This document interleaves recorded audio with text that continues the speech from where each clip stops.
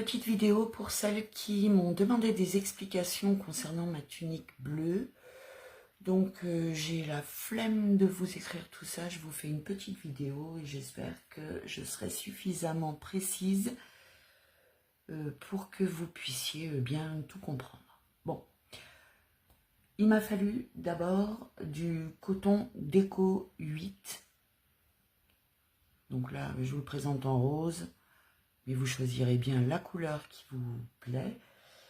Je ne peux pas vous dire le numéro de celle que j'ai commandée, mais c'était le bleu, je crois qu'il l'appelle le bleu jean. Enfin, vous verrez, il y a 3 bleus, c'est celui qui se rapproche le plus du jean. Ensuite, j'ai utilisé un crochet, numéro 2,5.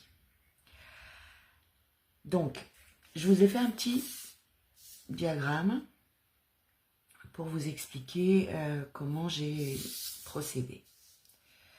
Donc, pour la taille, ma modèle mesure 1,68 m, pèse 60 kg. Donc, je pense que j'ai fait une tunique qui doit faire dans les 38-40. Donc, je vous montrerai après si vous voulez l'agrandir ou la réduire. Je vais vous le faire tout de suite. En fait, on travaille sur une base de 1, 2, 3, 4, 5, 6, 7, 8, 9, 10, 11, 12, 13 mailles pour les blocs de bride, plus 7 mailles à chaque fois en l'air pour les espacements. Le travail de finition, on va essayer de garder un bloc fini, un bloc de carré ici. Ce que je vais appeler bloc, ça va être les carrés. Ça, on appellera ça les espaces. Donc les blocs, il en faudrait, pour bien faire, un en début et un en fin de travail. Moi, j'en ai fait 9 au total sur la largeur. Donc si vous voulez réduire, il faudra passer à 7. Voilà.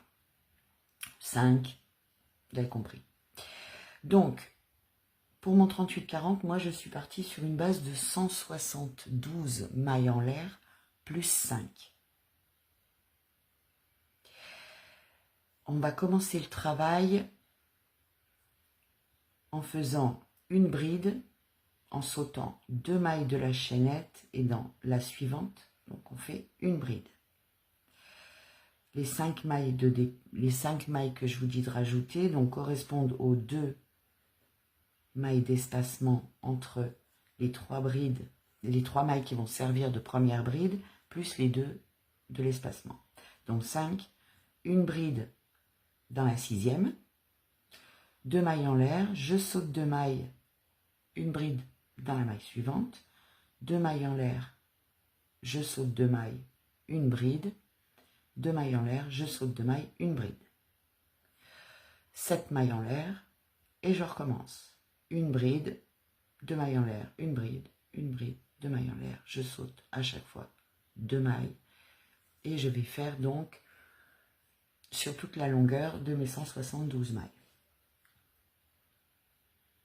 Je vais monter 5 mailles en l'air, et je vais venir travailler bride sur bride en faisant mes espaces à chaque fois de 2 mailles en l'air. De nouveau, je vais faire 7 mailles en l'air, et je vais reprendre bride sur bride en espaçant à chaque fois de 2 mailles en l'air.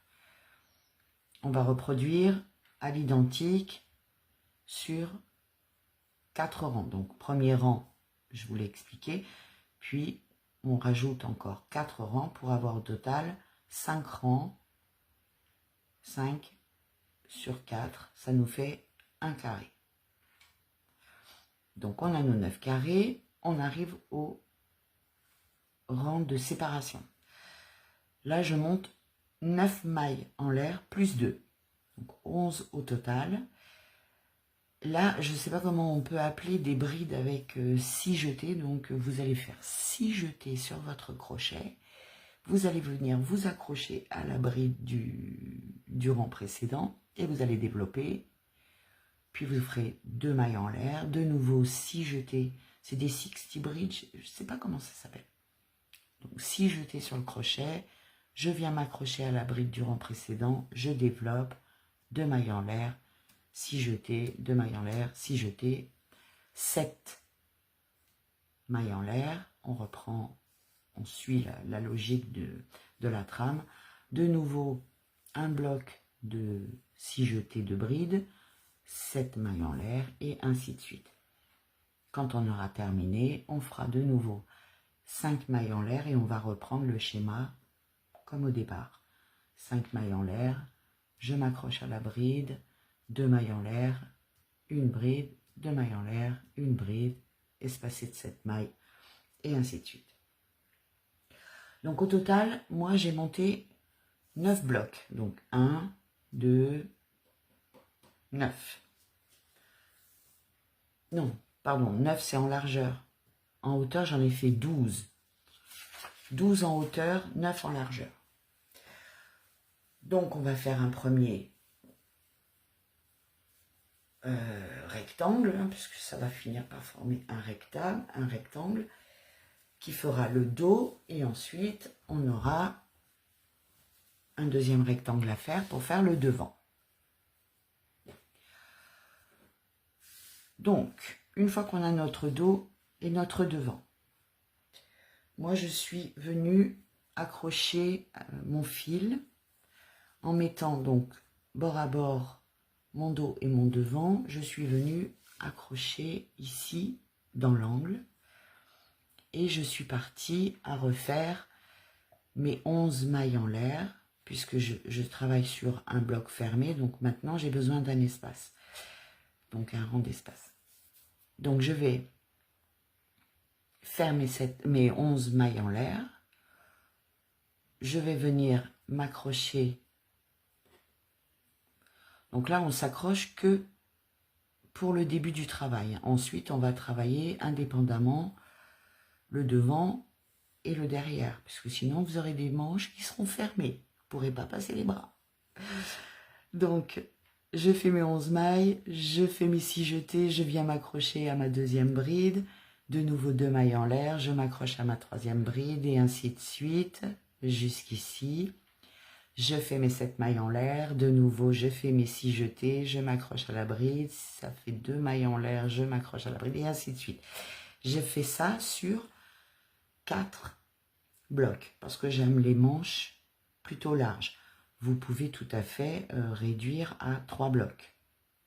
Ok, ça c'est vous qui voyez en fonction. Vous pouvez même faire des manches ultra larges et rajouter des blocs. Vraiment, c'est vous qui, selon le style que vous aimez. Donc, je suis partie sur 1, 2, 3, 4. Ici, on va imaginer donc que j'ai mes 6 jetés. Je vais venir m'accrocher.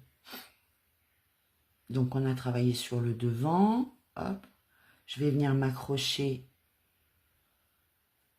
à ma bride. Donc, je vais faire de nouveau mes 2 mailles en l'air, mes 6 jetés. Et je vais venir m'accrocher à la bride. Donc, vous tournerez bien votre travail pour venir vous accrocher sur votre bride de bloc ici. De nouveau 2 mailles en l'air. Et on va travailler donc de manière circulaire pour travailler nos manches, à la réalisation de nos manches. Donc, moi les manches, je les aime longues. J'ai fait donc 1, 2, 3, 4, 5, 6, 7, 8 blocs.